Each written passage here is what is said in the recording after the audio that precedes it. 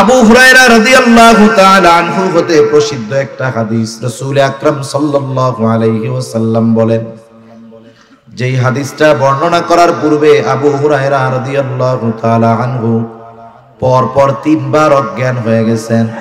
চতুর্থবার তিনি হাদিসটা বর্ণনা করতেছেন। তিনি বলেন, রাসূল আকরাম সাল্লাল্লাহু আলাইহি ওয়াসাল্লাম বলেন, কিয়ামতের দিন আল্লাহ তাআলা সর্বপ্রথম 3 শ্রেণীর মানুষকে হিসাবের জন্য ডাকবে। 1 নাম্বার, আল্লাহ তাআলা একজন শহীদকে ডাকবে। শহীদ রক্তাক্ত অবস্থায় সে আল্লাহর সামনে উপস্থিত হয়ে যাবে। আল্লাহ তাআলা তাকে জিজ্ঞাসা করবে, তোমার এই অবস্থা কেন? লোকটা বলবে, আল্লাহ, আপনার দ্বীন আপনার জমিনে প্রতিষ্ঠা করার জন্য কাফেরদের বিরুদ্ধে জিহাদ করতে করতে আমি আমার জীবনটা দিয়ে দিয়েছি। আল্লাহ তাআলা বলবেন, জীবন দিয়েছো, যুদ্ধ করেছো বুঝলাম, কিন্তু তোমার এই যুদ্ধের মূল উদ্দেশ্য কি ছিল? লোকটা তখন বলবে, আল্লাহ, আমি যুদ্ধ করেছি আপনার সন্তুষ্টির জন্য। বলেন তো, আল্লাহ তাআলা আমার আপনার অন্তরের খবর জানে কি জানে না? আল্লাহ তাআলা আমার আপনার খবর কতটা জানে? কোরআনুল কারীমের মধ্যে আল্লাহ তাআলা বলেন, ওয়ালাকাদ খালাকনাল ইনসানা ওয়া না'লামু মা তুওয়াসওয়িসু বিহি নাফসুহু ওয়া নাহনু আকরাবু ইলাইহি মিন হাবলিল ওয়ারিদ। আল্লাহ তাআলা বলেন, আমি মানুষ সৃষ্টি করেছি, শুধু তাই না, ওয়া না'লামু মা তুওয়াসওয়িসু বিহি নাফসুহু, আমি জানি কোন জিনিস তার অন্তরের মধ্যে ওয়াসওয়াসা দেয়। দুনিয়ায় অনেক প্রযুক্তি এখন আধুনিক। একটা মানুষ যদি অসুস্থ হওয়ার আগে সে যদি নিজের দেহকে চেক করায়, এমআরআই করায়, সিটি স্ক্যান করায়, তাকে যখন মেশিনের মধ্যে ভরে দেওয়া হবে, লেজার দিয়ে তাকে যখন পর্যবেক্ষণ করা হবে, একটা মানুষ এখনো অসুস্থ হয় নাই, কিন্তু এই টেস্ট করানোর পরে রিপোর্ট বের হয়ে যাবে তার শরীরের এই অর্গানগুলো দুর্বল আছে, অসুস্থ হতে পারে।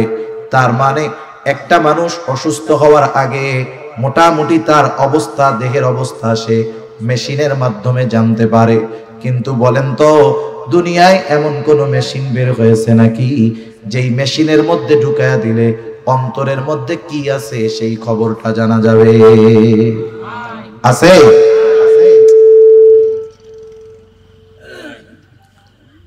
এইরকম মেশিন দুনিয়াতে আবিষ্কৃত হয় নাই।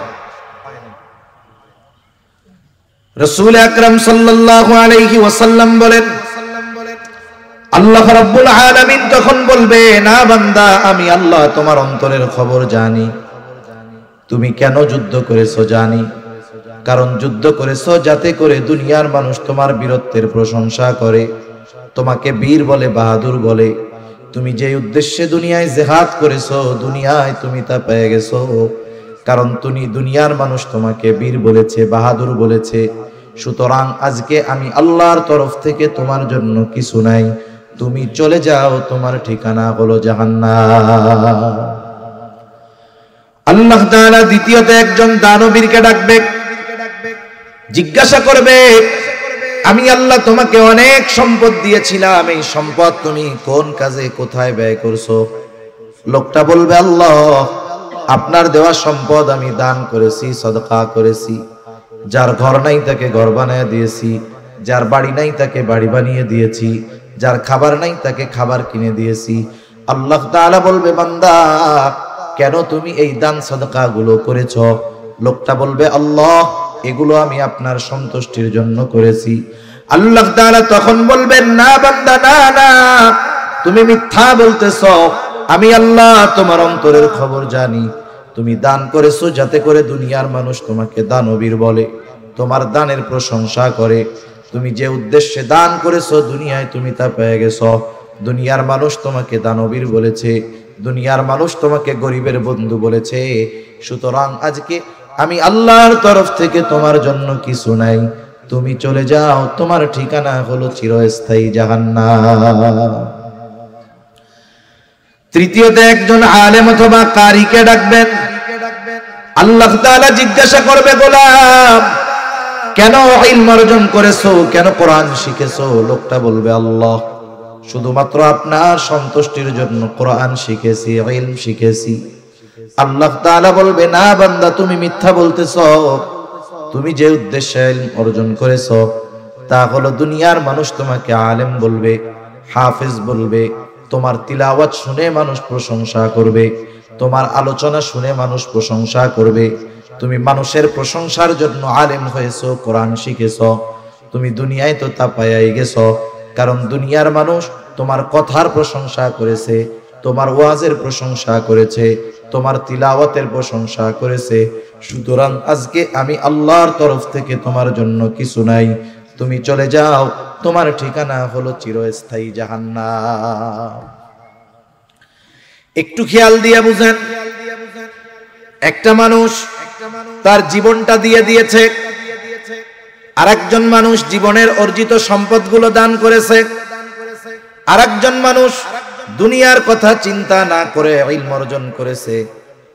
এত কষ্টার্জিত বিষয়গুলো কোনো মূল্য পায় নাই কেন? বলে ওইগুলো করেছে ঠিক, তবে আল্লাহর সন্তুষ্টির জন্য করে নাই, যার কারণে এই ইবাদত, এই আমল তার কোনো কাজে আসে নাই। উল্টা জাহান্নামে যাওয়ার কারণ কেন হলো? বুঝে থাকলে একটু জবাব দিবেন জবান খুলে। বলেন তো, ইবাদতের একমাত্র হকদার কে? আরো জোরে বলেন, কে? আল্লাহ হলেন ইবাদতের একমাত্র হকদার। কেউ যদি আল্লাহ তাআলার হক নষ্ট করে, অর্থাৎ ইবাদত করার দরকার ছিল আল্লাহর সন্তুষ্টির জন্য, কিন্তু করলো মানুষের সন্তুষ্টির জন্য, এটার দ্বারা হয় হলো শিরক। এক নাম্বার, ওই ইবাদত আল্লাহর জন্য হয় নাই, হয়েছে শিরক। দ্বিতীয়ত, ইবাদতের হকদার ছিল আল্লাহ, ইবাদত আল্লাহর জন্য হয় নাই, বিধায় আল্লাহর হক নষ্ট হয়েছে। শিরক যুক্ত ইবাদত আল্লাহ তাআলার কাছে কোনো দাম নাই, এই জন্য ওইটা বাদ। দুই নাম্বার, ইবাদতের হকদার ছিল আল্লাহ, যেহেতু অন্যর জন্য করার কারণে আল্লাহর হক নষ্ট করা হয়েছে, এই জন্য এই ইবাদত কাজে আসবে না, বরং তার জাহান্নামে যাওয়ার কারণ হয়ে যাবে। সেজন্য আমরা যেই ইবাদত করি না কেন, আমরা ওই ইবাদত গুলো আল্লাহ তাআলার সন্তুষ্টির জন্য করব। সেটা যত ছোট ইবাদত হোক, যত বড় ইবাদত হোক, আল্লাহর জন্য যদি না হয় ওই ইবাদতের কোনো দাম আছে? যত ছোট ইবাদত হোক, আল্লাহর জন্য যদি হয়, দাম আছে না নাই? এটার নাম হলো ইখলাস, যে আমার সব ইবাদত একমাত্র আল্লাহ তাআলার জন্য হবে। যখন কোন ছোট ইবাদতের মধ্যেও এই উদ্দেশ্য থাকে, ওই ইবাদতটা তখন সুন্দর বলে বিবেচিত হয়। আল্লাহ তাআলা বেশি ইবাদত, বেশি আমল আমাদের কাছে চায় না। আল্লাহ তাআলা সুন্দর ইবাদত চায়, সুন্দর আমল চায়। সুন্দর কাকে বলে? আমরা আমাদের সংজ্ঞায় সুন্দর সেটাকে বলি যেটা দেখার পরে চক্ষু তৃপ্ত হয়, অন্তরের মধ্যে প্রশান্তি আসে। এখন বলেন তো, আপনাদের সামনে যদি একজন আফ্রিকার কালো মানুষকে এনে দেওয়া হয়, আমাদের সংজ্ঞায় বলেন তো ওই লোকটা ভালো না কালো? ভালো লাগবে আমাদের? চোখ তৃপ্ত পাবে? তৃপ্তি পাবে? চোখ তৃপ্তি পাবে না, চোখের ভালো লাগবে না। তাহলে আমাদের সংজ্ঞায় কালো যে, সে সুন্দর না। কিন্তু আল্লাহ তাআলার সংজ্ঞা, সৌন্দর্যের সংজ্ঞা এটা ভিন্ন সংজ্ঞা। আল্লাহ রাব্বুল আলামিন কোরআনুল কারীমের সূরাতুল মুলকের মধ্যে বলেন, আল্লাযী খালাকাল মাউতা ওয়াল হায়াতা লিয়াবলুয়াকুম আইয়ুকুম আহসানু আমালা। আল্লাহ তাআলা বলেন, তিনি আল্লাহ যিনি জীবন এবং মৃত্যুকে সৃষ্টি করেছেন। এবং কেন করেছেন? বলে লিয়াবলুয়াকুম, তোমাদের পরীক্ষা করার জন্য। কিসের পরীক্ষা? আল্লাহ তাআলা বলেন আইয়ুকুম আহসানু আমালা, পরীক্ষা হলো তোমাদের মধ্যে কার আমল কত সুন্দর। তাহলে আল্লাহ তাআলা বেশি ইবাদত চান না সুন্দর ইবাদত চান? জোরে বলেন, কি ইবাদত?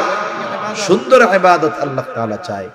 এখন আল্লাহ তাআলার কাছে সুন্দর কোনটা? বলে যার নিয়ত সুন্দর, যার ইখলাস ঠিক আছে, ওই ইবাদত আল্লাহর কাছে সুন্দর। সুবহানাল্লাহ বলেন। যদি আমাদের সংজ্ঞায় সৌন্দর্যের সংজ্ঞা যেটা, এটা যদি আল্লাহর কাছে হইতো, তাইলে আফ্রিকার কালো মানুষগুলোর আর কোনো দাম থাকতো না, আফ্রিকার কালো মানুষের কোনো মূল্যায়ন থাকতো না। এজন্য আমরা আমাদের ইবাদত গুলোকে আল্লাহর কাছে সুন্দর করে তোলার জন্য যেই ইবাদতটাই করি একমাত্র কার জন্য করব? আল্লাহর জন্য। জান্নাতে যাইতে হলে বেশি ইবাদত লাগে না, তবে সুন্দর ইবাদত লাগে। এক সাহাবীর ঘটনা শুনে। রাসূল আকরাম সাল্লাল্লাহু আলাইহি ওয়াসাল্লাম একদিন মসজিদে নববীর মধ্যে আছেন, ফজরের নামাজের পূর্ব মুহূর্তে সাহাবায়ে কেরাম অপেক্ষা করতেছে নামাজের। হঠাৎ করে নবীজি বলতেছেন, এখন যেই ব্যক্তি দরজা দিয়ে ঢুকবে সে জান্নাতি। এই ঘোষণা যখন নবীজি দিয়েছেন, ঘোষণা দেওয়ার সাথে সাথে সবার নজর চলে গেছে দরজার দিকে। কে সেই সৌভাগ্যবান ব্যক্তি যার ব্যাপারে নবীজি এমন ঘোষণা দিলেন? সবাই দরজার দিকে তাকায় আছে। দেখা গেল একজন মানুষ, সে মসজিদের মধ্যে ঢুকতেছে, তার ওযুর পানি এখনো দাড়ি দিয়া পড়ে। প্রথম দিন চলে গেল, আবার পরদিন নবী ফজরের নামাজের পূর্ব মুহূর্তে আবার বলতেছে, এখন যেই ব্যক্তি দরজা দিয়ে ঢুকবে সে জান্নাতি। আগের দিনের মতো সবার নজর দরজার দিকে। দেখা গেল গতদিন যেই ব্যক্তি ঢুকেছিল, যেই অবস্থায় ঢুকেছিল, আজকেও হুবহু সেই অবস্থায় সে মসজিদের মধ্যে প্রবেশ করলো। দ্বিতীয় দিন চলে গেল, এইবার তৃতীয় দিন আবার নবীজি ফজরের নামাজের পূর্ব মুহূর্তে বলতেছে, এখন যেই ব্যক্তি দরজা দিয়ে ঢুকবে সে জান্নাতি। সবার নজর আবার দরজার দিকে। কে সেই সৌভাগ্যবান ব্যক্তি যার ব্যাপারে নবীজি আজকে এই ঘোষণা দিলেন? তারা তাকায় দেখে, গত 2 দিন যেই ব্যক্তি দরজা দিয়ে ঢুকছে, ঢোকার সময় যেই অবস্থা ছিল আজকেও সেই অবস্থা। তার মানে নবীজির এই ঘোষণার পর 3 দিন পর পর এক ব্যক্তি প্রবেশ করেছে, যার ব্যাপারে নবীজি পরপর 3 দিন এই ঘোষণা দিলেন। ওই লোকটা যে জান্নাতি, কোনো সন্দেহ আছে নাকি? কোনো সন্দেহ নাই। রাসূল আকরাম সাল্লাল্লাহু আলাইহি ওয়াসাল্লামের এমন ঘোষণার পরে আব্দুল্লাহ ইবনে আমর ইবনুল আস রাদিয়াল্লাহু তাআলা আন ওই লোকটাকে গিয়ে জিজ্ঞাসা করতেছে, ভাই আমি তোমার বাড়িতে 3টা রাত থাকতে চাই, 3টা রাত যাপন করতে চাই। উদ্দেশ্য হলো নবীজি যেই ব্যক্তির ব্যাপারে এমন ঘোষণা দিলেন ওই ব্যক্তির কি স্পেশাল আমল আছে দেখার দরকার। কারণ এই দুনিয়াতে সব শ্রেণীর মানুষ তাদের স্পেশাল আমলগুলো নিরিবিলি রাতের বেলায় করে। বলেন তো, চোর চুরি দিনে করে না রাত্রে করে? ডাকাত ডাকাতি দিনে করে না রাত্র করে? বলেন তো, যারা আহলুল্লাহ বুজুর্গানে দিন, তারা তাদের স্পেশাল ইবাদত গুলো দিনে করে নাকি রাত্রে করে? এই রাতের বেলায় মূলত বুজুর্গ যারা, এরা রাতটাকেই ইবাদতের জন্য বেছে নেয়, কারণ একেবারে নিরিবিলি, কোনো ঝঞ্ঝাট নাই, ঝামেলা নাই। আবার যারা ওই ধরনের অকারেন্স করে, অপরাধ করে, ওরাও অপরাধের জন্য রাত্রকে বেছে নেয়, কারণ মানুষজন সব ঘুমে থাকে, রাস্তায় লোকজন থাকে না। তা উনি চিন্তা করতেছে স্পেশাল ইবাদত তো রাতের বেলা করে। এখন উনি রাতের বেলা কি ইবাদত করে এটা জানার জন্য তো ওনার বাড়িতে থাকার দরকার। উনি গিয়া ওই লোকটাকে বলতেছে। আর এক হাদিসের আলোকে বোঝা যায় নবীজি যেই ব্যক্তির ব্যাপারে এই ঘোষণা দিয়েছেন ওই ব্যক্তির নাম হলো সাদ বিন মুআজ রাদিয়াল্লাহু তাআলা আনহু, হযরত সাদ রাদিয়াল্লাহু তাআলা আনহু। উনি গিয়ে বলতেছে, ভাই আমি তোমার বাড়িতে একটু রাত্র যাপন করতে চাই। বলে, কোনো অসুবিধা নাই, চলেন। ইশার নামাজ পড়ে ওই লোকটার সাথে আব্দুল্লাহ ইবনে আমর ইবনুল আস চলে গেলেন তার বাড়িতে। আগের আমলে আমাদের গ্রাম অঞ্চলে ছিল, বাহিরের কোনো মেহমান যদি আসতো বাড়ির ভিতরে নেওয়া লাগতো না। আমাদের এলাকায় বলে কাছারি ঘর। আপনাদের কি বলে? কাছারি বলে না? আগে কাছারি ছিল। কাছারি এমন ভাবে থাকতো, ঘরের মানুষের মহিলাদের পর্দা এমনি হয়ে যাইত। কাছারির মুখটা থাকতো বাহির দিকে, মেহমান ঢুকতো, ওইখানে পানি বাথরুম করার ব্যবস্থা বাইরে থাকতো। তার মানে একজন মেহমান আসলে ভেতরের মহিলাদের পর্দার ব্যাপারে কোনো সমস্যা হইতো না। দেখেন আগের মানুষেরা, আমাদের মা দাদিরা নানিরা, এনারা কিন্তু এত বোরকা পয়রা ঘুরে নাই। কিন্তু এমনও দেখা গেছে ওই দাদি নানিদেরকে ওই বাড়ির মানুষ সারা জিন্দেগিতে অন্য পরপুরুষ এক নজরও দেখতে পারে নাই। ঠিক কিনা বলেন? আসলে বিষয় হলো বোরকাটা পর্দার জন্য জরুরি তা না, পর্দার জন্য মূলত নিজেকে প্রস্তুত করার দরকার। এখনের বোরকাগুলো পরার পরে তো আরো পর্দার চাইতে বেপর্দা হয়, ঠিক কিনা বলে? বোরকা পরে কেন? বলে পর্দা করার জন্য। পর্দা করার জন্য যদি পরে, এখনকার যে ভাব বোরকা, আসলে ওইটা তো পর্দার জন্য হয় না, বরং মানুষকে আরো তার পোশাকের প্রতি আকৃষ্ট করার জন্য পরা হয়। সে যদি নিজেকে লুকানোর জন্য পড়তো তাহলে ওই ধরনের স্টাইল থাকতো না, এমব্রয়ডারি থাকতো না, 14-15টা কুচি থাকতো না। কি যে ভাব হইছে বোরকার, এগুলো দ্বারা বাস্তবিক পর্দা হয় না। অথচ আগের মহিলারা এখনো অনেক আছে আমাদের গ্রাম অঞ্চলগুলোতে।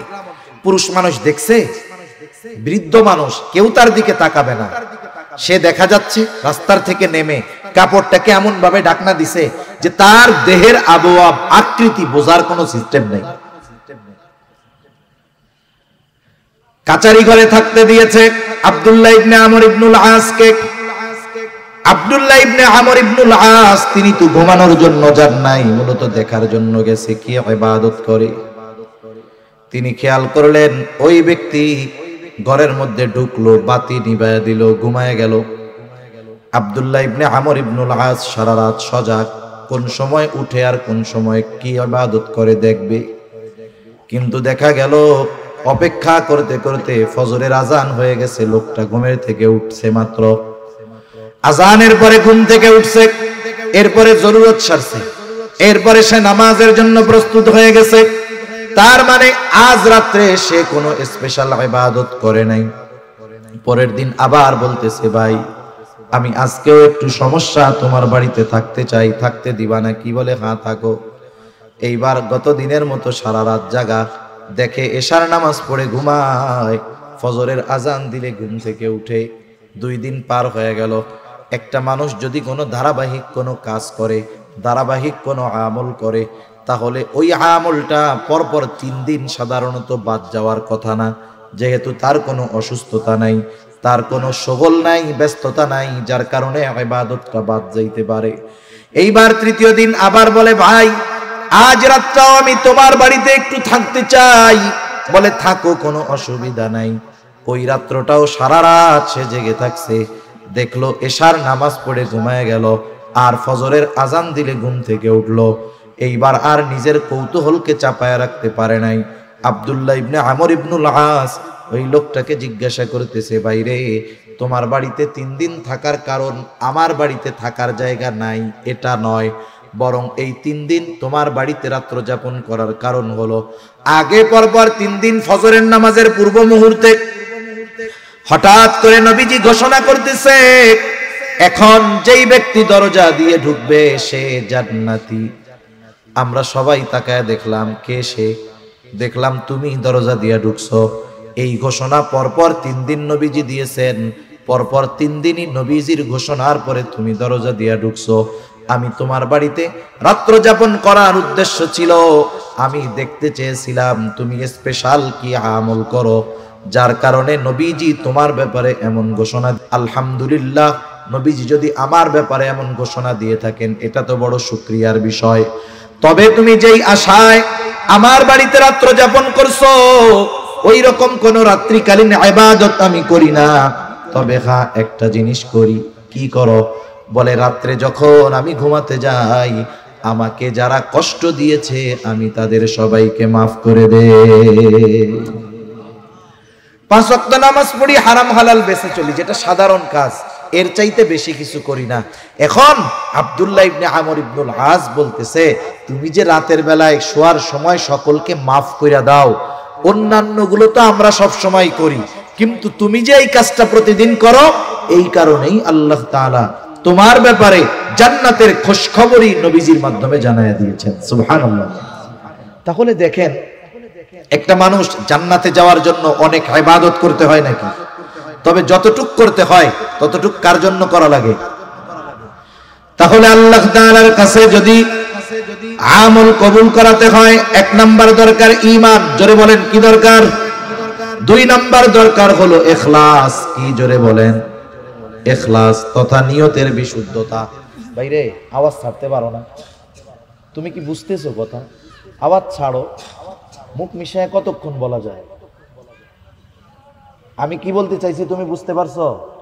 তুমি বুঝছো? এটা রিভার্ব দিয়ে আওয়াজটা সুন্দরভাবে ছাড়বা, আওয়াজটা জেনে আমার দূরের থেকে সুন্দর মতো টানে। তোমার তো এইটার কোনো আওয়াজ হয় না, তুমি খালি ওই বাইরের ওইটা বাড়াও আর কোনো।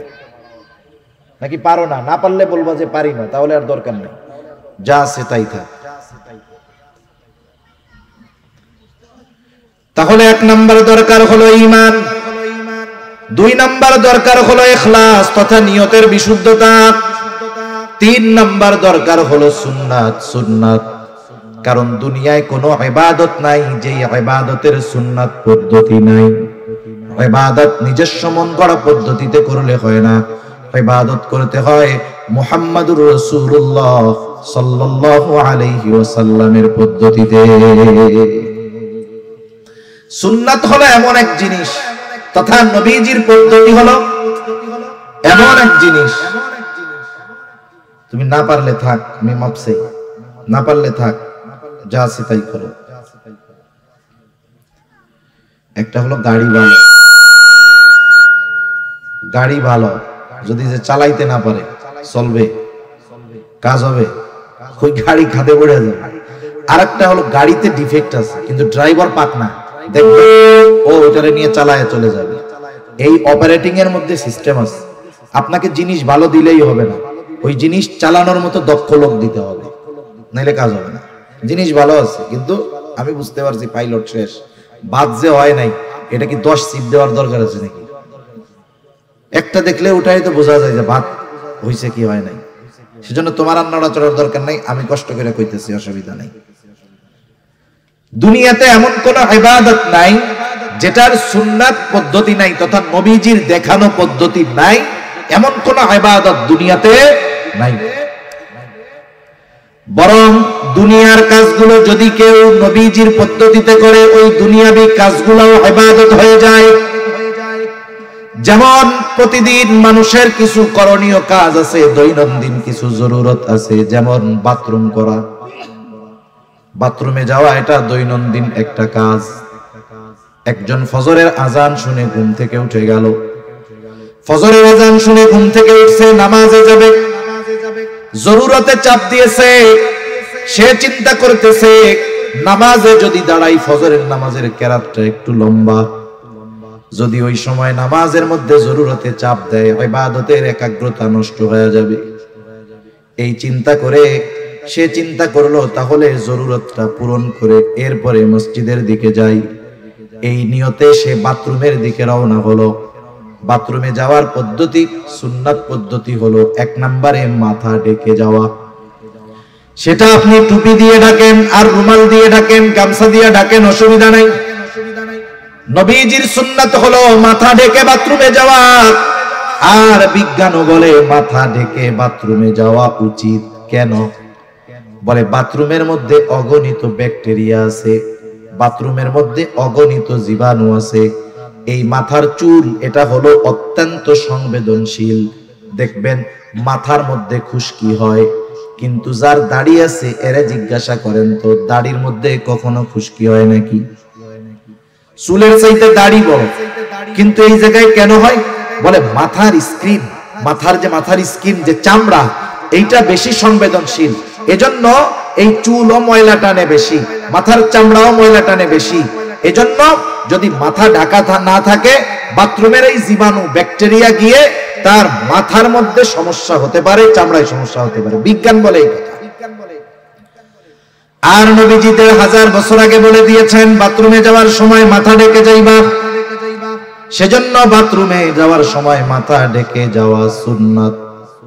কথায় কথা আসে তাই একটা জিনিস বলে দেই, আমরা তো এখন সভ্যকে আধুনিককে, যার ঘরের মধ্যে বাথরুম বেশি সে তত আধুনিক, ঠিক না?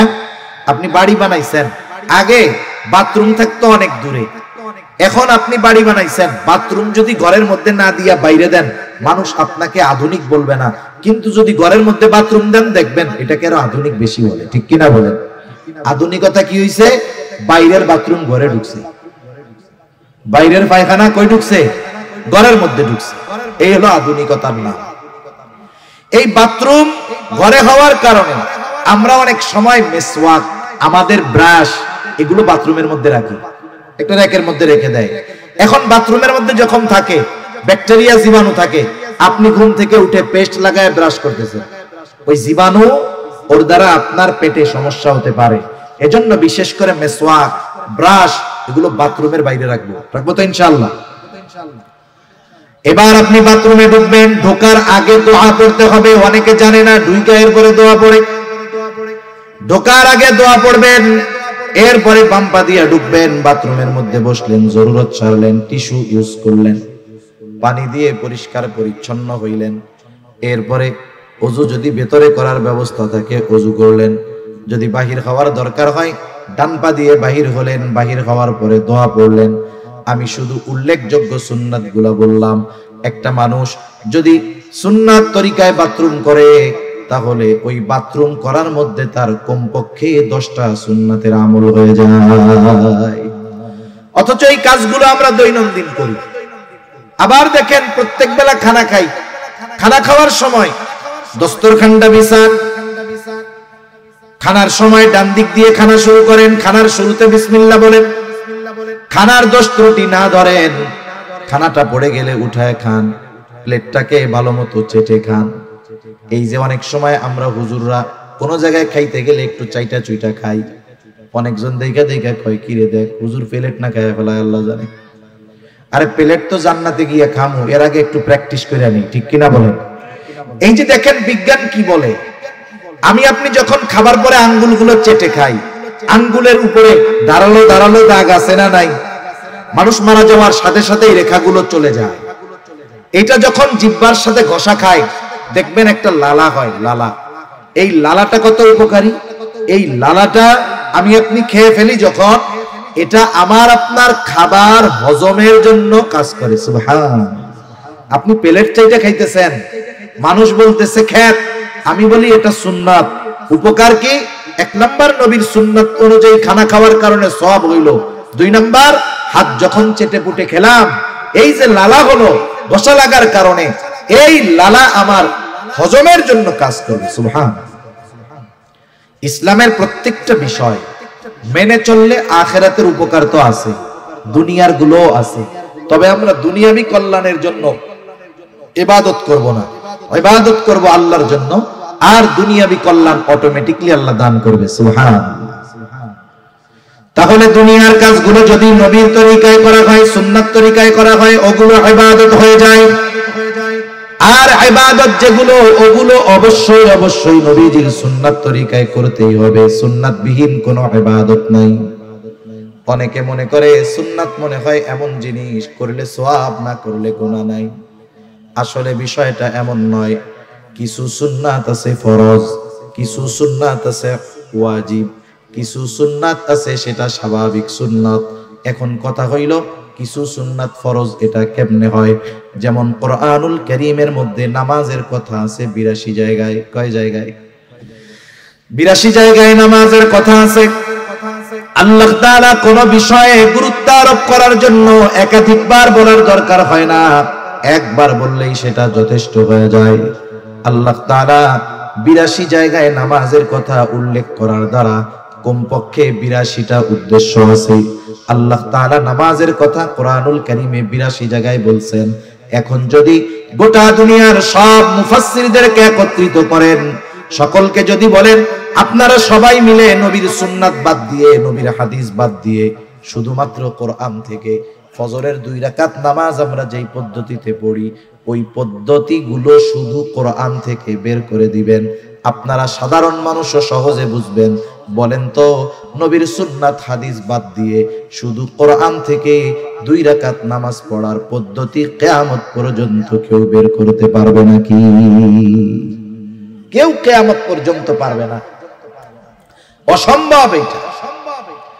তাহলে নামাজের আদেশ করেছেন আল্লাহ, আর নামাজ কিভাবে পড়তে হবে শিখিয়ে দিয়েছেন মুহাম্মাদুর রাসূলুল্লাহ সাল্লাল্লাহু আলাইহি ওয়াসাল্লাম। নবীজি বলেন, সাল্লু কামা রাআইতুমুনি উসাল্লি। নামাজ কিভাবে পড়তে হবে আমাকে দেখে দেখে তোমরা শিখো, আমাকে দেখে দেখে নামাজ পড়া শিখো।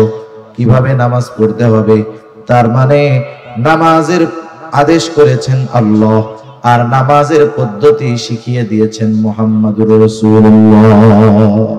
অনেক উদাহরণ না, একটা দুইটা উদাহরণ দেই। আজকে আমি আমার জীবনে কক্সবাজার সবচাইতে ফালতু মাইক পাইলাম, এনারে যেমনে বলতেছি পারতেছে না। আমার আগে ভাই কথা বলছে কেমনে, আমি স্টার্ট করার পরে সাউন্ডটা নষ্ট হয়ে গেল, আমারই বদনসিব মনে হয়। নামাজের যেই ফরজগুলো আছে, নামাজের ফরজগুলোর মধ্যে একটা ফরজ হলো রুকু করা। কি করা? আমার দিকে তাকান, একটু কষ্ট করে তাকান, আমি বেশি সময়ের কথা বলবো না। কি করা বলেন না, জোরে বলেন। রুকু করা কি ফরজ? রুকু করা কি ফরজ? রুকুর আদেশ আল্লাহ তাআলা করেছেন। আল্লাহ তাআলা বলেন ওয়ারকাউ মা'আর রাকিঈন, রুকুকারীদের সাথে রুকু করো। এখন রুকু শব্দের অর্থ হলো ঝুঁকা, ঝুঁকা। এখন ঝুঁকবেন কতটুকু? একজন দাঁড়ানো, সে যদি মাথা ঝুঁকায় এটাও ঝুঁকানো, যদি একেবারে নিচু হয়ে যায় সেটাও ঝুঁকানো। এখন আপনি যদি শুধু কোরআন থেকে রুকুর পদ্ধতিটা নিজে আবিষ্কার করতে চান, তাহলে কতটুকু ঝুঁকতে হবে বের করতে পারবেন না। তাহলে এই ফরজ, রুকু করা ফরজ, কতটুকু ঝুঁকতে হবে, কিভাবে পিঠ থাকবে, নজরটা কোথায় থাকবে, এটা কিন্তু আল্লাহ বলে দেন নাই, এটা আমাদের শিখিয়ে দিয়েছেন মুহাম্মদুর রাসূলুল্লাহ। তাহলে এই রুকুর পদ্ধতিটাও একটা সুন্নাত পদ্ধতি। এই জন্য নবীজির কিছু সুন্নাত আছে যেগুলো ফরজের সাথে সম্পৃক্ত, আবার কিছু সুন্নাত আছে যেটা ওয়াজিব। সারা দুনিয়ার মুহাক্কিক উলামায়ে কেরাম একমত, কেউ কষ্ট নেবেন না। এই যে আমাদের দাড়ি হয়, এই দাড়ি হলো মুসলমানদের একটা শিআর, একটা নিদর্শন। উচিত কি? নবীজি বলেন দাড়ি লম্বা করো, মোছকে খাটো করো। নবীজি বলছেন মোছ খাটো করো, দাড়ি লম্বা করো। কতটুক করতে হবে? মুহাক্কিক উলামায়ে কেরাম গবেষণার মাধ্যমে বলেন, সাহাবায়ে কেরামের আমলকে দেখে বলেন, তাবেঈন, তাবেঈনের আমলের আলোকে বলেন, কমপক্ষে একটা মুমিনের দাড়ি এক মুষ্টি পরিমাণ রাখতে হবে। যদি সে না রাখে, যদি সে খাটো রাখে, সেটে রাখে, তাহলে অবশ্যই অবশ্যই তাকে গুনাহগার হতে হবে। এটা নবীর সুন্নাত। এই সুন্নাতটা কিন্তু ওই সুন্নাত নয় যে রাখলে সওয়াব, না রাখলে গুনাহ নাই। এই সুন্নাতটা হলো দায়েমি সুন্নাত, এজন্য এটা হলো ওয়াজিব। এই সুন্নাতটা কি বলেন? এই নবীর এই দাড়ি রাখার পদ্ধতিটা কি হবে? ওয়াজিব। না রাখলে গুনাহ হবে। আমরা দোয়া করি যারা রাখতে পারে নাই আল্লাহ তাদের রাখার তৌফিক দান করুক, সকলে বলি আমিন। আবার কিছু সুন্নাত, সাধারণ সুন্নাত, আমি যে কথা বোঝানোর জন্য বলতেছিলাম, দুনিয়ার যে কোনো ইবাদত রাসূল আকরাম সাল্লাল্লাহু আলাইহি ওয়াসাল্লামের দেখানো পদ্ধতিতে করতে হবে, নাইলে ওই ইবাদত আল্লাহ তাআলার কাছে কবুল হবে না। তাহলে পেছন থেকে আবার একটু রিভিশন দেই। ইবাদত কবুল হওয়ার জন্য 1 নাম্বার দরকার হলো ঈমান, 2 নাম্বার দরকার হলো ইখলাস তথা নিয়তের বিশুদ্ধতা, যে আমি এই ইবাদত কাকে খুশি করার জন্য, কাকে দেখানোর জন্য করতেছি। 3 নাম্বার, ওই ইবাদতটা হতে হবে নিজের পদ্ধতিতে নয়, নবীজির পদ্ধতিতে। 4 নাম্বার, সে যেই ইবাদত করবে সেই ইবাদতের ব্যাপারে তার জ্ঞান থাকতে হবে, ইলম অর্জন করতে হবে। এই জন্যই নবীজি সাল্লাল্লাহু আলাইহি ওয়াসাল্লাম বলেন, তলাবুল ইলমি ফারিদাতুন আলা কুল্লি মুসলিম, দ্বীনি ইলম শিক্ষা করা প্রত্যেক মুসলমান নরনারীর উপরে ফরজ। কতটুক ফরজ? কেউ কেউ বলেন যতটুকু দ্বারা সে নিজে দ্বীনের উপরে চলতে পারে এতটুকু শিক্ষা করা ফরজ। আবার কেউ কেউ বলেন না না, বরং এর চাইতে আর একটু বেশি শিখতে হবে। কেন? বলে আল্লাহ তাআলা কোরআনুল কারীমের সূরাতুত তাহরিম 28 নম্বর পারা, আল্লাহ তাআলা বলেন, ইয়া আইয়ুহাল্লাযীনা আমানু কু আনফুসাকুম ওয়া আহলিকুম নারা। আল্লাহ তাআলা বলেন, হে ঈমানদারেরা, তুমি নিজে জাহান্নামের আগুন থেকে বাঁচাও, অধীনস্থদেরকে জাহান্নামের আগুন থেকে বাঁচাও। তার মানে নিজেও বাঁচতে হবে, নিজের পরিবার পরিজনকেও বাঁচাতে হবে। কেমনে বাঁচবা? বলে নিজে আল্লাহ তাআলার আদেশ নিষেধ মান্য করার মাধ্যমে নিজে বাঁচো, আর অধীনস্থদেরকে মান্য করানোর মাধ্যমে বাঁচাও। নিজে আমল কইরা বাঁচো, অধীনস্থদেরকে আমল করে বাঁচাও। নিজে আল্লাহর হুকুম আহকাম মেনে চলার মাধ্যমে বাঁচো, অধীনস্থদেরকে হুকুম আহকাম মেনে চালানোর মাধ্যমে বাঁচাও। এজন্য আল্লাহ তাআলা কোরআনুল কারীমের মধ্যে একা আমাকে আপনাকে নামাজি হওয়ার আদেশ করেছেন তা নয়। আল্লাহ তাআলা নামাজের ব্যাপারে যেমন বলেন ওয়া'মুর আহলাকা বিস-সালাতি ওয়াসতাবির আলাইহা, আরে তুমি তোমার অধীনস্থদেরকে নামাজের আদেশ করো, তুমিও তার উপরে অটল থাকো। কিছু কিছু জায়গায় আল্লাহ তাআলা নিজের আমলের আগে অধীনস্থদেরকে করানোর আদেশ দিয়েছেন। তার মানে আমাদের সমাজে অনেক মানুষ আছে নিজে নামাজ পড়ে, সন্তানরা নামাজ পড়ে না, নিজে নামাজ পড়ে, নিজে ঠিকমতো দিনের উপরে চলে, নিজের ঘরের মানুষ চলে না, আছে না নাই? মনে রাখবেন, ধরা পড়ে যেতে হবে কিয়ামতের দিন। আমি আমল করলাম, অধীনস্থদেরকে দিয়ে আমল করাইলাম না, আদেশ করলাম না। আরে যাদের জন্য রক্ত আপনি পানি বানাইলেন, যাদের জন্য সম্পদ উপার্জন করলেন, আপনার উপার্জিত সম্পদ যারা ভোগ করলো, আল্লাহ না করুক এই সন্তানগুলো, আপনার অধীনস্থ মানুষগুলো যদি কিয়ামতে জাহান্নামী হয়, আপনি যদি ইবাদতের পাহাড় নিয়ে ওঠেন, কিয়ামতের দিন ওই আপন মানুষগুলো আপনার আমার জান্নাতে যাওয়ার সবচাইতে বড় বাধা হয়ে দাঁড়ায় যাবে। ঠিক কি না বলেন? এজন্য ফিকির শুধু একা না, অধীনস্থদেরকে নিয়ে করতে হবে। যেহেতু আল্লাহ তাআলা বলেছেন নিজে জাহান্নামের আগুন থেকে বাঁচো, অধীনস্থদেরকেও বাঁচাও। কেমনে বাঁচবা, কেমনে বাঁচাইবা? বলে আল্লাহ তাআলার আদেশ নিষেধ মান্য করার মাধ্যমে নিজে বাঁচো, অধীনস্থদেরকে মান্য করানোর মাধ্যমে বাঁচাও। বুঝে থাকলে খেয়াল দিয়ে একটু জবাব দিবেন। বলেন তো আল্লাহ তাআলার আদেশ নিষেধ মেনে চলতে হলে ইলমে দ্বীন দরকার আছে না নাই? আবার যদি আপনি আপনার পরিবার পরিজনকে দ্বীনের উপরে চালাতে চান, ইলমে দ্বীন জানার দরকার আছে না নাই? এই জন্য তারা বলতেছে একটা মানুষের ওই পরিমাণ দ্বীন ইলম অর্জন করা ফরজ যতটুকুর দ্বারা সে নিজে এবং অধীনস্থদেরকে জাহান্নামের আগুন থেকে বাঁচাতে পারে। এইটুকু পরিমাণ কমপক্ষে সকল মুসলমানের জন্য শেখা ফরজ। আমি জানি যে আমাদের সমাজে, আমাদের কমিউনিটিতে, আমাদের দেশে অনেক পাঁচ ওয়াক্ত নামাজি এই পরিমাণ ইলমে দ্বীন তার জানা নাই। আছে না নাই? এখন কি করবেন? আপনি যদি আপনার মসজিদের ইমাম সাহেবকে গিয়ে বলেন, হুজুর রাসূল আকরাম সাল্লাল্লাহু আলাইহি ওয়াসাল্লাম তো বলছে দ্বীনি ইলম শিক্ষা করা প্রত্যেক মুসলমান নরনারীর উপরে ফরজ, কমপক্ষে ওইটুকু শিখতে হবে যার দ্বারা নিজে দ্বীনের উপরে চলা যায়, অধীনস্থদেরকে চালানো যায়। আমরা তো এই পরিমাণ মনে হয় জানি না। এটাকে বলা হয় জরুরতে দ্বীন। হুজুর আমাদেরকে একটু জরুরতে দ্বীন একটু শিক্ষা দেন, যেটুকু শিক্ষা করা ফরজ। আপনার মসজিদের ইমাম সাহেব কি বলবে যে না এটা আমি পারবো না? বলবে? জোরে বলেন না, বলবে? বলবে না। সে চেষ্টা করবে শিখায় দেওয়ার। আপনি যদি কোনো মাদ্রাসার শিক্ষকের কাছে গিয়ে, মাদ্রাসায় গিয়ে মাদ্রাসার প্রিন্সিপাল মুহতামিম সাহেবকে বলেন যে আমাদের এই জরুরতে দ্বীন শেখার একটা ব্যবস্থা করে দেন, বলেন তো তারা কি বলবে? আমরা পারবো না। তার মানে আপনার আমার শেখার ব্যবস্থা আছে, আমরা আমাদের গাফলতির কারণে শিখি না। এই না শেখাটা কি হচ্ছে? এক তো গুনাহগার হচ্ছি, দ্বিতীয়ত দেখা যাবে যে ইবাদত গুলো করতেছি ওই ইবাদত গুলোর মাসলা মাসাইল না জানা থাকার কারণে কোন সময় ইবাদত নষ্ট হচ্ছে নিজেও টের পাই না। যেমন ঈমানের পরে সবচেয়ে বড় আমল হলো নামাজ। নামাজের কিছু বিষয় আছে ফরজ, কিছু বিষয় আছে ওয়াজিব। যেমন নামাজের বাহিরে ভিতরে 13 ফরজ। বলেন তো ফরজ ছুঁইটা গেলে নামাজ হবে নাকি? এক লোক নামাজ পড়তেছে, পাশে আর একজন পড়ে, সে নামাজ শেষ করার আগে 2টা সাহু সিজদা দিছে, এরপরে আবার সে সালাম ফিরিয়ে নামাজ শেষ করেছে। পাশের জন এমনিই জিজ্ঞাসা করে, কিরে ভাই তুমি যে সাহু সিজদা দিলা কারণ কি? বলে সাহু সিজদা কখন দেয়? বলে নামাজের ওয়াজিব ছুঁইটা গেলে সাহু সিজদা দিতে হয়, তাইলে নামাজ হয়ে যায়। কিন্তু ফরজ যদি ছুঁইটা যায়, বলেন তো নামাজ থাকবে না যাবে? এখন বলে সাহু সিজদা দিছস কেন? ওয়াজিব ছুটছে নি? কয় ওয়াজিব টওয়াজিব ছুটে নাই, একটু বায়ু বাইর হয়ে গেছিল। বুঝেন নাই? একটু বায়ু বের হয়ে গেছে, এই জন্য আমি সাহু সিজদা দিছি। এখন বলেন বায়ু যদি বের হয় ওযু থাকে না যায়? ওযু যদি না থাকে নামাজ থাকে না যায়? সাহু সিজদা একটা না 100টা দিলে কাজ হবে? কাজ হবে না। এই জন্য ইবাদত সংক্রান্ত মাসলা মাসাইল গুলো জানতে হবে, একটার সাথে একটা কানেক্টেড। আপনি একটাকে বাদ দিয়ে আরেকটা পারবেন না। যেমন দেখেন নামাজের অন্যতম এক শর্ত কি? ফরজ যে কাপড় পাক। কাপড় কি হওয়া লাগবে? পাক হওয়া লাগবে। কাপড় যদি না পাক হয় অন্য সব ঠিক, নামাজ হবে না।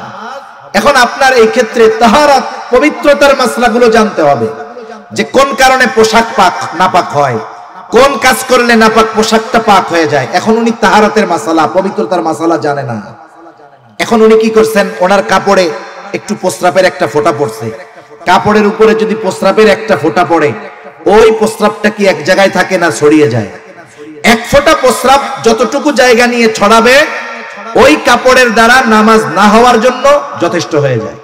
এখন দেখেন উনার এটা জানা নাই, উনি প্রস্রাব করছে, ঢিলা কুলুক ব্যবহার করে নাই, প্রস্রাবের একটা ফোঁটা লুঙ্গিতে লাগছে, এখন ওই ফোঁটার পানি প্রস্রাব ছড়ায় গেছে, এখন উনি সুন্দর মতো ওযু করে নামাজ পড়েছে, বলেন তো নামাজ কি হবে? একটার সাথে একটা কানেক্টেড, এটা প্রত্যেকটা মুসলমানের জানা দরকার ছিল। ওযুর ফরজ, গোসলের ফরজ, এগুলো জানার দরকার। নামাজের বাহিরে ভিতরে 13 ফরজ জানার দরকার। যদি সে না জানে কি ক্ষতি, বলে ফরজ ছুটে গেলে সে তো জানবেই না ফরজ ছুটে গেছে। দেখা যাবে জীবনে অনেক নামাজ পড়েছে, ফরজ ছুটে গেছে, এই কারণে তার এক ওয়াক্ত নামাজও আল্লাহর কাছে কবুল হয় নাই। আবার নামাজের ওয়াজিব 14টা, ওয়াজিব ছুটে গেলে সাহু সিজদা দিতে হয়। দেখা গেল তার ওয়াজিব গুলো জানা নাই, জানা থাকলেই না ছুটলে সাহু সিজদা দিবে। হ্যাঁ, ওয়াজিব ছুটে গেছে, টেরও পায় নাই, সাহু সিজদা তো দেয়ই নাই, তাহলে কি হলো? বলে তার নামাজ হয় নাই। এইবার নামাজ ভঙ্গের কারণ আছে 19টা, এগুলো নামাজিকে নামাজের আগে জানতে হবে। দেখা গেল এর থেকে যদি একটা কারণ পাওয়া যায়, নামাজ নষ্ট হয়ে যায়, নামাজ ভেঙে যায়। আবার ওযু ভঙ্গের কারণ আছে 7টা, ওযু যদি ভেঙে যায় নামাজও ভেঙে যায়। চিন্তা কইরা দেখেন এক নামাজ এর সাথে কত মাসালা রিলেটেড আছে। এই জন্য নবীজিও জানায়া দিয়েছেন দ্বীনি ইলম শিক্ষা করা ফরজ। আর আমরা যেই ইবাদত করব সেই ইবাদতের পরিপূর্ণ মাসলা যদি না থাকে, দেখা যাবে নিজের অজান্তে ইবাদতের মধ্যে ভুল হয়ে গেছে। সেজন্য রোজা আসতেছে, রোজার সব মাসলা মাসাইল গুলো জানবো। কোন কারণে রোজা ভাঙে, কোন কোন কারণে রোজা নষ্ট হয়ে যায়, এই বিষয়গুলো জানা জরুরি কি জরুরি নয় বলেন? রোজার আগে জানা নিব হুজুরদের কাছ থেকে, ওলামা ইকরামের কাছ থেকে। নাইলে এত পরিশ্রম করে সারাদিন না খেয়ে কষ্ট করে রোজা রাখলেন, দেখা গেল সামান্য ত্রুটি অজানার কারণে, অজ্ঞতার কারণে ইবাদত নষ্ট হয়ে গেল। মনে করেন একটা লোক জানে না যে আগুনে হাত পুড়ে যায়, এই লোক এই জিনিসটা তার কি নাই, জানা নাই। এখন সে যদি না জানে যে আগুনে হাত পুড়ে যায়, জানে না, কিন্তু আগুনের মধ্যে যদি হাত দেয়, পুড়বে কি পুড়বে না বলেন তো? আগুন তো বলবে না যে ও জানে না, তাইলে এর আর পুরানোর দরকার নাই। এই জন্য মাসলা মাসাইলের বিষয়টা এরকম, যেগুলো জরুরতে দিন, এই বিষয়গুলো যদি আমরা না জানি, না মানি, যদি কোনো ত্রুটি বিচ্যুতি ইবাদতের মধ্যে হয়ে যায়, ওই বিষয়গুলো যদি আমার আপনার দ্বারা সংগঠিত হয়ে যায়, ইবাদত আমল নষ্ট হয়ে যাবে, আমি টের পাবো না। সেজন্য 4 নাম্বার যে জিনিসটা দরকার, যেই ইবাদত করবে সেই ইবাদতের মাসলা মাসাইল গুলো জানবে। 5 নাম্বার, তার খাবারটাকে হালাল করতে হবে, খাবারটা হালাল। অনেক মানুষ আছে খাবার হালালের ব্যাপারে বড় পেরেশান। বিষয়টা কিন্তু এমন না, খাবার শুধু হালাল হলেই হবে না, উপার্জনটা হালাল দরকার আছে না নাই? উপার্জনও হালাল হতে হবে, খাবারটাও হালাল হতে হবে। এখনকার জামানায় মানুষ তো হারাম উপার্জন করে লজ্জিত হয় না, বরং গর্বিত হয়। সমাজের মধ্যে আরো মাথা উঁচু করে থাকে হারামখোরের দল, আছে না নাই বলেন? পরিস্থিতি কোথায়? অথচ আল্লাহর রাসূল সাল্লাল্লাহু আলাইহি ওয়াসাল্লাম হালাল উপার্জন করাকে ইবাদত বলে অভিহিত করেছে। রাসূলুল্লাহ সাল্লাল্লাহু আলাইহি ওয়াসাল্লাম বলেন, কাসবুল হালালি ফরিদাতুম বাদাল ফরিদা। ফরজ ইবাদতের পরে অন্যতম ফরজ ইবাদত হলো হালাল উপার্জন করা। একটা মানুষ যখন ফজরের নামাজ আদায় করবার পর হালাল উপার্জনের নিয়তে হালাল কর্ম করে, মনে রাখবেন একটা মানুষের কর্ম যত ছোট হোক, ওই কর্মটা যদি হালাল কর্ম হয়, ওই ব্যক্তিকে কর্মের কারণে কখনো তিরস্কার করা যাবে না। কর্ম যদি হালাল হয়, এই হালাল কর্মের কারণে তাকে তিরস্কৃত করা যাবে না। আমাদের সমাজে, আমাদের অঞ্চলে যেগুলো হয় বলি, মনে করেন কেউ থাকলে মনে করো কিছু করবেন না, আমি বোঝানোর জন্য বলি, সুস্থ দান করতে পারে, ঠিক কিনা বলেন? এখন রিকশাওয়ালার মাথায় একটা বুদ্ধি আসছে যে এই বুদ্ধি অনুযায়ী যদি কাজ করা হয় আমাদের আসন্ন সমাধান অথবা যেই সমস্যার সমাধান হয়ে যাবে। ও এখন বলতে চায় যে আমি একটা কথা বলি, যখন ডাক্তার, ইঞ্জিনিয়ার, প্রফেসর, উকিল, ব্যারিস্টার, ম্যাজিস্ট্রেট ওনারা সমাধান পায় না, মাথা গরম, এই টাইমে যদি রিকশাওয়ালা বলে আমি একটা কথা বলি, তখন কি হবে? ওনাদের মেজাজ গরম, বেটা রিকশাওয়ালা বল। এত জ্ঞানী গুণী মানুষ এই জায়গায় আছে, বুদ্ধি পায় না, রিকশাওয়ালা ওই জায়গায় মাথা চাড়া দিয়ে উঠছে। আচ্ছা, এই লোকটা তো এই এলাকার, এর তো একটা নাম ছিল, ঠিক কিনা বলেন? নাম ছিল না? কিন্তু নাম বাদ দিয়ে ওর কর্মকে আগে বলার কারণ কি? কারণ কি? এই কর্মের কথা বলে ওকে আঘাত করা, কর্মের কথা বলে ওকে কি করা? আঘাত করা। সেজন্য আমাদের সমাজে ছোট পেশার মানুষ যারা, আমরা এদেরকে অনেক সময় তাদের কর্মের ব্যাপারে তিরস্কার করি। খবরদার, হালাল উপার্জনকারী, সে হালাল উপার্জন করতেছে, যেই ছোট্ট কর্মের দ্বারা ওই কর্মটাকে তিরস্কার করার কোনো সুযোগ নাই। মনে রাখবেন, আপনার বাজারের একজন মুচি জুতা সেলাই যে করে, জুতা সেলাই করে যেই মুচি হালাল উপার্জন করে, আর সচিবালয়ের একজন সচিব যে মানুষের টাকা খেয়ে, ঘুষ খেয়ে সম্পদের পাহাড় করেছে, এই সমাজের মানুষের কাছে ওই সচিবের দাম হতে পারে, কিন্তু আল্লাহ তাআলার কাছে ওই হালাল উপার্জনকারী মুচির দাম ওই হারামখোর সচিবের চাইতে অগণিত গুণ বেশি। ঠিক কিনা বলেন? এজন্য সমাজের অনেক মানুষ, ছোট পেশার মানুষ, এরা নিজেরা মাঝে মধ্যে মনে করে আমরা কত ছোট হয়ে গেলাম। না না, এই সমাজে যেই পেশাগুলোকে আমরা ছোট মনে করি, এইরকম অনেক পেশা আল্লাহ তাআলা নবীদের দিয়ে করিয়েছেন। যেমন কামার, অস্ত্র বানায় লোহা থেকে, দাউদ আলাইহিস সালাতু ওয়াস সালাম এই কাজ করেছেন। পৃথিবীর বড় বড় মনীষী আছে যারা এমন এমন কাজ করেছে, তাদের কর্ম দ্বারা তারা বিবেচিত হয় নাই, কিন্তু তাদের কথা, তাদের কর্ম, তাদের জ্ঞান দ্বারা গোটা দুনিয়া উপকৃত হচ্ছে। ঠিক কিনা বলেন? এজন্য এক নাম্বার, আমরা সমাজের কোন ছোট কর্মজীবী মানুষ যার কর্মটা হালাল, তাকে এই কর্মের কারণে কখনো তিরস্কার করব না। এজন্য নবীজি বলেন, কাসবুল হালালি ফরিদাতুন বাদাল ফরিদা, ফরজ ইবাদত সমূহ ঠিক রেখে যে হালাল উপার্জনের জন্য হালাল কর্ম করে, নবীজি বলেন এটাও তার ইবাদত। সুবহানাল্লাহ বলেন। কারণ সে হালাল খাওয়ার উদ্দেশ্যে হালাল উপার্জন করে। এই জন্য এক নাম্বার দরকার হলো হালাল উপার্জন, দুই নাম্বার দরকার হালাল খাবার। কারণ খাবার যদি হালাল হয় কিন্তু উপার্জনের অর্থ যদি হারাম হয়, এই খাবারটাও হারাম খাবারের মতো। মনে করেন একজন সরকারি চাকরিজীবী, সরকারি চাকরি যত ছোট হোক ওই জায়গার ইনকাম বেশি, বুঝেন নাই? সরকারি চাকরি যত ছোট হোক ইনকাম বেশি। আমার এরকম জানাশোনা কয়েকজন লোক আছে, সচিবালয় আছে, উপসচিব পর্যায়ের আছে, আর একজন সচিব হয়ে যাবে আশা করা যায়। এই আল্লাহর বান্দা, সরকারের পক্ষ থেকে ওনাকে গাড়ি দেওয়া হয়েছে, উনি ওই গাড়ি ফিরাইয়া দিছে যে আমি এই গাড়িটা ব্যবহার করব না। কেন? উনি যখন ওই সরকারি গাড়ি ব্যবহার করবে, ওনার কাছ থেকে, ওনার স্যালারি থেকে কিছু স্যালারি বেতন কাটা হবে এই ফ্যাসিলিটির জন্য। উনি বলতেছে আমি আমার বাসায় পায়ে হেঁটে যাতায়াত করতে পারবো, প্রয়োজনে লোকাল বাসে যেতে পারবো, সমস্যা নাই, আমি এই গাড়ি ব্যবহার করব না। কেন? বলে যেই টাকাটা আমার বাঁচবে, কাটা হতো, ওটা তো আর কাটবে না, কারণ আমি সুযোগ নেই নাই, আমার টাকাও কাটবে না। কি হবে তাইলে? বলে ওই টাকাটা হলে আমার বাচ্চা কাচ্চার লেখাপড়ার খরচ চালাইতে আমার একটু সহজ হবে। এটা বলতেছে কে? একজন উপসচিব পর্যায়ের লোক, একজন উপসচিব পর্যায়ের মানুষ। সে ইচ্ছা করলে কি করতে পারে এটা একজন সাধারণ শিক্ষিত মানুষও বুঝতে পারে। কিন্তু দেখা যাবে কি, ওই উপসচিবের গেটের বাইরে যেই পিয়ন আছে, ও দেখা যাবে প্রতি মাসে লক্ষ লক্ষ টাকা ইনকাম করতেছে, আসবে স্যারের সাথে দেখা করতেছে, চা নাস্তার কিছু পয়সা দেন।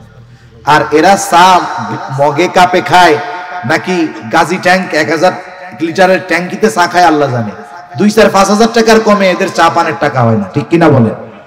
ওই ব্যক্তি তো আবার ওরে 5,000 টাকা হাতের মধ্যে গুজে দিয়ে স্যারের সাথে দেখা করে আসবে, কাজ শেষ। স্যার তো আর ঘুষ খায় না।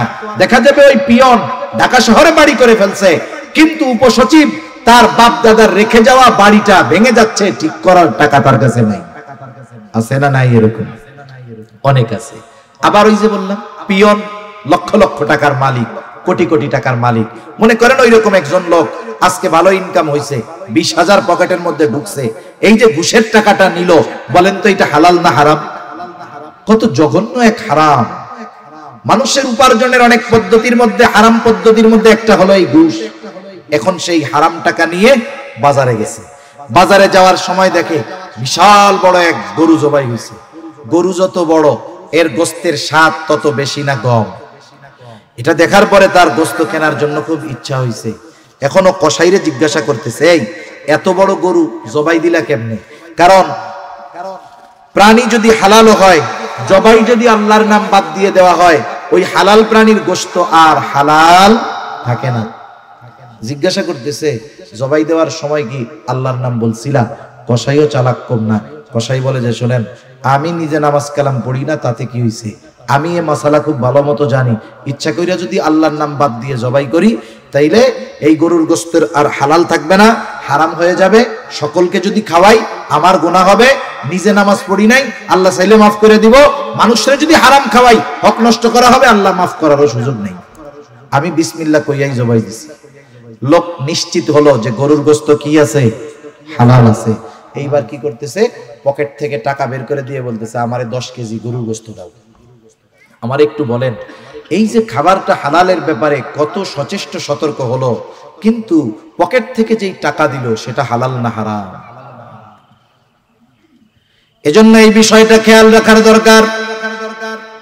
সে যদি চুরি কইরা ওই গরুর 10 কেজি গোশত নিত, তার যেমন অবস্থা হতো, হালাল হতো না। ওই ঘুষের টাকা, সুদের টাকা দিয়ে যখন কিনছে, ওটাও হালাল হবে না। জুয়া খেলার টাকা দিয়েও যদি কিনে, হালাল হবে না। জুয়া তাস খেলা আসেনি আপনাকে ওই দিকে? হায় হায়, সমাজ ধ্বংস করে দেওয়ার এক পাপ এই জুয়া খেলা। সেজন্য যেহেতু আপনাদের জনপ্রতিনিধিরা আছে, মুরব্বীরা আছে, অনুরোধ থাকবে এই প্রজন্মকে হেফাজত করেন। এখন তো জুয়া খেলার জন্য অনেক কিছু লাগে না, মোবাইল একটা হইলে হইছে।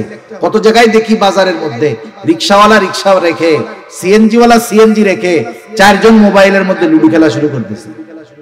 কি চলতেছে? জুয়া চলতেছে, বুঝতেই পারবেন না।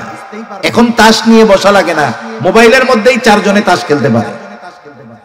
অবস্থা খুব খারাপ। এই জুয়ার ভয়ানক থাবা থেকে এই জাতিকে, আগামী প্রজন্মকে হেফাজত করার দরকার, ঠিক কিনা বলেন? এর দ্বারা উপার্জিত পয়সা, সুদ ঘুষের পয়সা যেমন হারাম, এর দ্বারা উপার্জিত পয়সাটাও হারাম। তাহলে খাবারের ব্যাপারেও সতর্ক থাকতে হবে। খাবারটাও হালাল, উপার্জনটাও হালাল হতে হবে। এখন কথা হলো, কারো খাবার উপার্জন যদি হারাম হয়, তার ক্ষতি কি? বলে বড় বড় 4টা ক্ষতি আছে। কয়টা ক্ষতি? জোরে বলেন না, কয়টা? 1 নাম্বার ক্ষতি, যে হারাম উপার্জন করে, হারাম খায়, তার দোয়া আল্লাহ তাআলা কবুল করে না। এই যে আজকে রাত্রে আল্লাহ তাআলা ক্ষমার ঘোষণা দিয়েছেন, ওই মানুষগুলোর জন্য ক্ষমার ঘোষণা নাই। তাদের মধ্যে অন্যতম হলো তারা যারা হারাম খায়। তাদের দোয়া আল্লাহ কবুল করবে না। দোয়া কবুল না করলে ক্ষমা হবে কেমনে? 1 নাম্বার ক্ষতি, তার দোয়া কবুল হয় না। দোয়া কবুলের কিছু সময় আছে, স্থান আছে। ওই সময় স্থানগুলোতে গেলেও তার দোয়া কবুল হবে না। এক ব্যক্তি বহু দূর সফর করে উস্কো খুস্কো চুলে বাইতুল্লাহর কাছে গিয়ে দোয়া করতেছে। সাহাবায়ে কেরাম দেখে মনে করতেছে এই ব্যক্তির দোয়া আল্লাহ তাআলা কবুল করবেন, ঠেকাবেন না। নবীজিকে আল্লাহ তাআলা ওই ব্যক্তির অবস্থা জানায় দিলেন। নবীজি বলেন, আল্লাহ তাআলা ওই ব্যক্তির দোয়া কেমনে কবুল করবে? যার উপার্জনটা হারাম, যার দেহটা হারাম খাবার দিয়ে গঠিত, যার দেহর মধ্যে হারাম পোশাক, ওই ব্যক্তির দোয়া আল্লাহ তাআলা কেমনে কবুল করবে? তাহলে হারাম উপার্জন, হারাম যারা খায়, 1 নম্বরে তাদের দোয়া কবুল হয় না। 2 নাম্বার, যারা হারাম উপার্জন করে, হারাম খায়, নবীজি সাল্লাল্লাহু আলাইহি ওয়াসাল্লাম বলেন, লা ইয়াদখুলুল জান্নাতা জাসাদুন গুদিয়া বিল হারাম। হারাম বক্ষণকারীর শরীর জান্নাতে প্রবেশ করবে না। 1 নাম্বার ক্ষতি, দোয়া কবুল হবে না। 2 নাম্বার ক্ষতি, জান্নাতে প্রবেশ করতে পারবে না। 3 নাম্বার ক্ষতি, আল্লাহ তাআলা কোরআনুল কারীমের মধ্যে বলেন, ইয়া আইয়ুহার রুসুলু কুলু মিনাত তাইয়্যিবাতি ওয়া'মালু সলিহা। আল্লাহ তাআলা সব রাসূলগণকে এক নির্দেশ দিয়েছেন, হে রাসূলগণ, আপনারা পবিত্র খান আর আমলে সলেহ করেন। এর দ্বারা উদ্দেশ্য হলো হালাল খান আর আমলে সালেহ করেন। বুজুর্গানে দিন উলামায়ে কেরাম বলেন এখানে উদ্দেশ্য হলো যার খাবার অপবিত্র তথা হারাম তার ইবাদত আল্লাহ কবুল করে না। 4 নম্বর ক্ষতি, কেউ যদি হারামকে হালাল মনে করে তাহলে তার ঈমান থাকে না। একজন হারাম কাজ করতেছে, হারাম মনে করে তার গুনাহ হবে, তবে সে বেঈমান হবে না। কিন্তু একজন হারাম কাজ করে না, কিন্তু ওই হারামকে সে হারাম মনে করে না, সে না কইরাও বেঈমান হবে। ঠিক কিনা কম? একটা উদাহরণ দিয়ে আলোচনা শেষ করে দেই। আমাদের সমাজে অনেক মানুষ আছে সরকারি চাকরি করে, সে তখন ঘুষ টুস কিচ্ছু খায় না, তার সংসার চালাতে পরিবার চালাতে কষ্ট হয়। এরপরে সরকারি চাকরি শেষ, এখন আর কোনো টেনশন নাই, মসজিদে গিয়ে সব সময় নামাজ কালাম পড়ে, মসজিদ থেকে বাহির হয় না। এখন ইমাম সাহেব জিজ্ঞাসা করে, চাচা চাকরি যখন ছিল তখন তো টেনশনে দেখতাম, চাকরি এখন নাই, টেনশনও নাই, তবে এখন সংসার চলে কেমনে? বলে এখন আরো ভালো চলে। কেমনে ভালো চলে? বলে আগে বেতন পাইতাম 30,000, 30,000 দিয়া বাসা ভাড়া, লেখাপড়া, অন্যান্য খরচ দিয়ে মাসে আমার চলা কষ্ট হইতো, এখন আরো ভালো চলে। কেমনে চলে? বলে আমি 1 কোটি টাকা পাইছিলাম, ব্যাংকের মধ্যে রেখে দিছি, এখন মাসে মাসে 1 লাখ টাকা পাই, আলহামদুলিল্লাহ। আমার একটু বুঝাই বলেন তো, 1 কোটি টাকা ব্যাংকে ফিক্সড ডিপোজিট করে রেখেছে, নির্দিষ্ট পরিমাণে তাকে লাভ দেওয়া হচ্ছে। বলেন তো এটা কি কোনো সন্দেহ আছে? খাইতেছে সুদের টাকা, বলে কি আলহামদুলিল্লাহ। সুদের টাকা খেয়ে কি বলতেছে? যদি বুঝে বলে থাকে ঈমান নাই।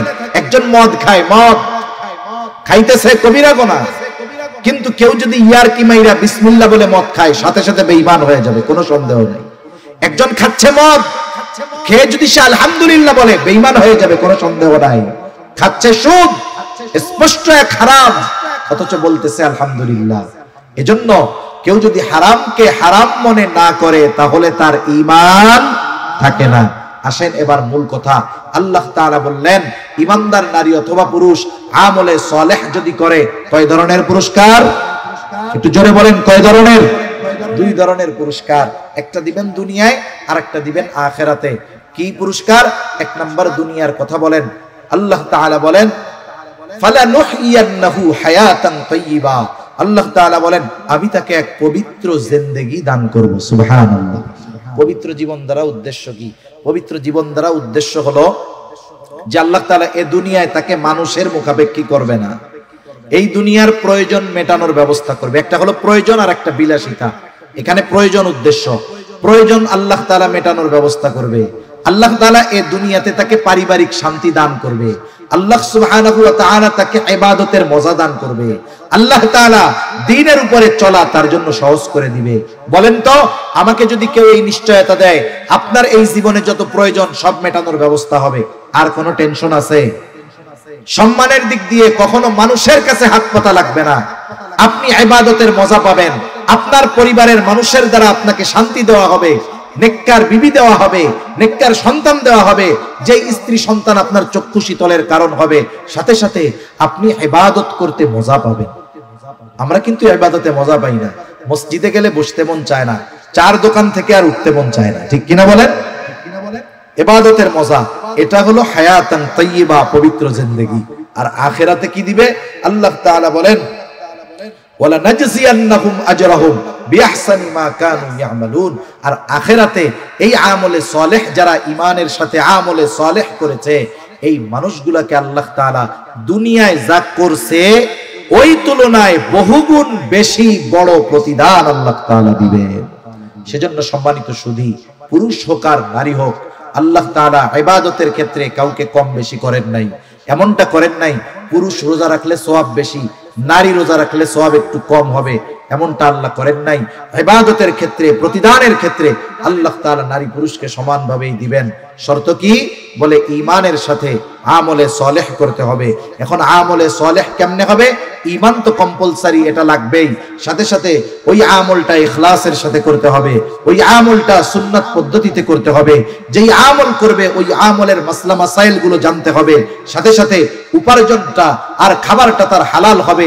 এইভাবে যদি দুনিয়ার জিন্দেগি অতিবাহিত করতে পারে, দুনিয়াতেও আল্লাহ তাআলা তাকে বরকত রহমত দিয়ে ভরপুর করে দিবে, আর আখিরাতেও আল্লাহ সুবহানাহু ওয়া তাআলা তার আমলের তুলনায় বহুগুণ বড় বেশি প্রতিদান আল্লাহ তাআলা তাকে দিবে। এজন্য সম্মানিত সুধী, রোজার মাস আসতেছে। এই মাসটা হলো ইবাদতের মাস, ইবাদতের মৌসুম। যেমন কৃষক সময় যখন চাষাবাদের সময় যখন ভালো মতো আবাদ করে, চাষ করে, এরপরে ফসল ঘরে উঠে, বাকি মাসগুলো সে আরামসে নিশ্চিন্তে কাটায়। অনুরূপ ভাবে আমরা যদি এই ইবাদতের মৌসুমকে যথাযথভাবে কাজে লাগাতে পারি, তাহলে আগামী 11 মাস আবার দ্বীনের উপরে চলা, ইসলামের উপরে চলা আমাদের জন্য সহজ করে দিবেন কে? আরো জোরে বলেন কে? এই জন্য আমরা ইবাদতের প্রস্তুতি নিব, রোজার প্রস্তুতি নিব। নবীজি সাল্লাল্লাহু আলাইহি ওয়াসাল্লাম বলেন, আহসু হিলাল শাবান লি রমাদান, তোমরা হেলালের চাঁদ, ওই শাবানের হেলাল, শাবানের চাঁদ গণনা করো। কেন? বলে রমজানের প্রস্তুতির জন্য। এই যে আজকে 15 তারিখ হয়ে গেছে, সন্ধ্যার পর থেকে নিয়ে কয় তারিখ? 15 তারিখ। আরবি মাস সূর্যাস্ত যাওয়ার সাথে সাথে শেষ, আবার মাগরিব থেকে শুরু, সূর্যাস্ত যাওয়ার সাথে সাথে 1 তারিখ শুরু আর 1 তারিখ শেষ। সেই হিসাবে আজকে 15 তারিখ। আমরা ডে কাউন্টিং করব, ডে কাউন্টিং করব যে রমজানের প্রস্তুতির জন্য আর 14 দিন, আর 13 দিন, 12 দিন। দেখবেন আপনি যদি ইবাদত করার ইচ্ছা থাকে, এইভাবে যদি প্রস্তুতি গ্রহণ করেন, রমজানের আগে যদি ঘরের বাইরের যেই প্রয়োজনীয় কাজগুলো সেরে নিতে পারেন, যে কাজগুলোর কারণে ইবাদত কষ্টসাধ্য হতে পারে, ওই কাজগুলো যদি আমরা সেরে নিতে পারি, তাহলে রমজানের ইবাদতগুলো নিশ্চিন্ত মনে, প্রফুল্ল মনে করা যাবে ইনশাআল্লাহ। সেজন্য আমরা প্রস্তুতি নিব তো ইনশাআল্লাহ। যেহেতু আমলের সিজন আসতেছে, আমরা সকলেই আমল করব। যে নামাজ পড়ে না সেও পড়বে তখন, কিন্তু করলাম কিন্তু কবুল হলো না, তাহলে এই কষ্টটা তো বৃথা গেল। এজন্য ইবাদত কবুল হওয়ার বিষয়গুলো আপনাদের খেদমতে আরজ করলাম। হাসরের মাঠ কোথায় হবে? শহীদের মর্তবা কেমন হবে? স্থানীয় পর্যায়ে বিভিন্ন এনজিও যথা আশা বেরাক প্রত্যাশী থেকে লোন নেওয়া জায়েজ হবে কিনা? হাসরের ময়দান কোথায় হবে? এই পৃথিবীটাই হাসরের ময়দান হবে। কিয়ামতের আলামতগুলোর মধ্যে উল্লেখ আছে, শেষ জামানায়, একেবারে শেষ সময় সবাই জেরুজালেম মুখী হবে, এবং ওই শাম, ওইটা কিয়ামতের ময়দান হবে। শহীদদের মর্তবা অবশ্যই আল্লাহর জন্য, দ্বীনের জন্য যারা তাদের জীবনকে উৎসর্গ করে দিয়েছে, আল্লাহ তাআলা তাদের ব্যাপারে বলেন, ওয়ালা তাকুলু লিমান ইউকতালু ফি সাবিলিল্লাহি আমওয়াত বাল আহইয়াউ ওয়ালাকিন লা তাশউরুন। আল্লাহ তাআলা বলেন, যারা আল্লাহর জন্য শহীদ হয়েছে তোমরা তাদেরকে মৃত বলো না। আল্লাহর রাস্তায় যারা জীবন উৎসর্গ করেছে তাদেরকে তোমরা মৃত বলো না। বাল আহইয়া ওয়ালাকিন লা তাশউরুন, বরং তারা জীবিত, তবে দুনিয়ার মানুষের মতো জীবিত নয়। বিশেষ প্রসেসে আল্লাহ তাআলা তাদের জীবিত রেখেছেন। ওখানে তাদের জীবিত থাকতে হলে কি দরকার? খাবার দরকার, অক্সিজেন দরকার, যা কিছু দরকার সবকিছুর ব্যবস্থা বিশেষ পদ্ধতিতে করেছেন কে? শহীদের মর্তবা অনেক বড়। তৃতীয়, এনজিও। সুদ ব্যাংক থেকে নেন আর এনজিও থেকে নেন, সুদ তো সুদ। সুদ কোনোদিন জায়েজ হওয়ার সুযোগ নেই। এটা এমন এক হারাম যেটা কখনো জায়েজ হবে না। গাড়ি আবার চলে আসবে নাকি? কয়টায়? কই? 12টায়। আমরা প্রস্তুতি নিয়ে শেষ করে দেই না? দেখেন, সুদ তো সুদ। কিছু হারাম জায়েজ হয়, কিন্তু সুদ এমন আর এক হারাম, এটা কখনো জায়েজ হয় না। মনে করেন, আমি বলি মাইন্ড করেন, পায়খানা হারাম না? যদি কারো এমন রোগ হয়, ডাক্তার বলে ওরে বাঁচাইতে হইলে প্রতিদিন আধা কেজি পায়খানা খাওয়াইতে হবে, এটা ওর জন্য জায়েজ হবে, জীবন বাঁচানোর জন্য। কেউ যদি বলে, ডাক্তার, দিনদার ডাক্তার বলে জীবন বাঁচানোর জন্য শুকরের গোশত খাওয়াইতে হবে, এটা ওর জন্য ওষুধ হিসাবে খাওয়ানো জায়েজ। কিন্তু বলেন তো, কোন রোগ হইলে ডাক্তার লিখবে যে এনাকে যদি বাঁচাইতে হয় তাহলে সুদ খাওয়াইতে হবে? বলেন তো, এই সুদ কোন সময় জায়েজ হওয়ার সম্ভাবনা আছে? এটা নিঃসন্দেহে হারাম। এটা কোন সময় বৈধ হওয়ার, জায়েজ হওয়ার কোনো সুযোগ নাই। হালাল তো পরে, কারণে জায়েজ হওয়ার সুযোগ নাই। এজন্য এই অভিশপ্ত বিষয় থেকে আমাদেরকে বাঁচতে হবে। এক হারাম, পায়খানা খাইছে, ওটা তার হারাম খাওয়ার গুনাহ হবে। কিন্তু কেউ যদি 1 দিরহাম পরিমাণ সুদ খায়, তার মায়ের সাথে জিনা করার মতো গুনাহ হবে। তাইলে পায়খানা খাওয়া হারাম আর সুদ খাওয়া হারাম, কিন্তু ডিসটেন্সটা কি বুঝতে পারছেন তো? তাহলে বলেন তো, একজন সুস্থ মস্তিষ্কের লোক ওই মানের পাপ যেটা করলে মায়ের সাথে জিনা করা হয়, ওটা কি কখনো করবে? তার মানে 1 নম্বরে সুদ যারা খায় এদের মস্তিষ্ক বিকৃত হয়ে গেছে। এজন্য কিয়ামতের দিন ওই রকম তারা উঠবে, মানুষেরা দেখেই বুঝতে পারবে এই মানুষগুলো সুদখোর। আফসোসের ব্যাপার, আমাদের সমাজে যে যত বড় সুদখোর, সামাজিকভাবে তার অবস্থান তত বড়। এটা আমাদের জন্য একটা গজবের মতো, অভিশাপের মতো, ঠিক কিনা বলেন? আল্লাহ এই সুদ নামক জঘন্য বিষয় থেকে আমাদের বেঁচে থাকার তৌফিক দান করুন। সকলে বলি আমিন।